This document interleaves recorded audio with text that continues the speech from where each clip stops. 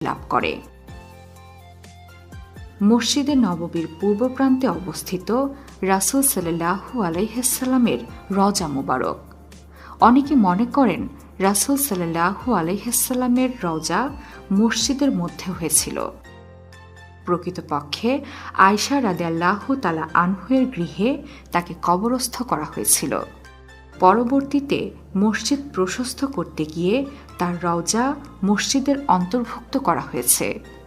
একই স্থানে পশ্চিম পূর্ব হয়ে শায়িত আছেন আবু বকর রাদিয়াল্লাহু তাআলা আনহু এবং ওমর রাদিয়াল্লাহু তাআলা আনহু। বর্তমানে মসজিদে নববীতে একসাথে প্রায় 10 লক্ষ মুসল্লি নামাজ আদায় করতে পারে। মসজিদ ছাড়াও মদিনায় আরেকটি বিখ্যাত স্থান হচ্ছে উহুদ পাহাড়। এটি মদিনা থেকে 3 মাইল দূরে অবস্থিত। এখানে মক্কা